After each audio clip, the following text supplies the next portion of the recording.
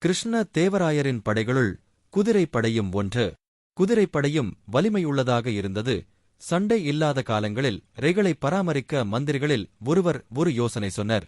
அதாவது, ஒரு வீட்டிற்கு ஒரு குதிரையையும் அதற்கு தீனி போடுவதற்கு ஒரு குறிப்பிட்ட தொகையும் கொடுக்கப்பட்டு வந்தது. அத்தொகையை பெற்றுக்கொண்டு குதிரையை நன்கு ஊட்டளித்து வளர்த்தனர்.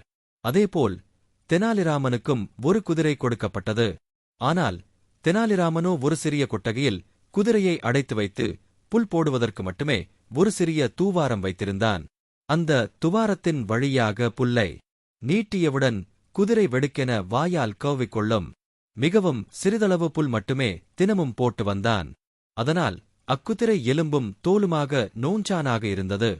குதிரைக்கு தீனி வாங்கி போடும் பணத்தில் தெனாலிராமன் நன்கு உண்டு கொடுத்தான்.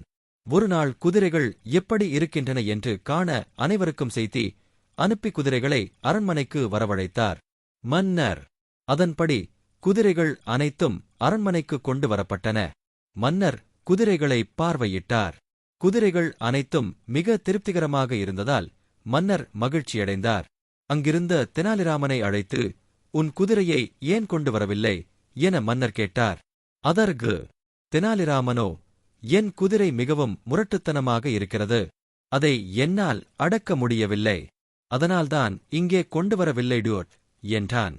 குதிரைப்படைத் தலைவரை என்னுடன் அனுப்புங்கள். அவரிடம் கொடுத்தனுப்புகிறேன் என்றான்.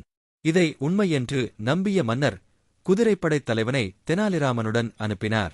குதிரைப்படைத் தலைவருக்கு நீண்ட தாடியுண்டு.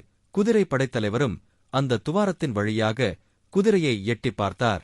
உடனே குதிரை அது புல்தான் என்று நினைத்து அவரது தாடியை கவ்வி பிடித்துக் கொண்டது.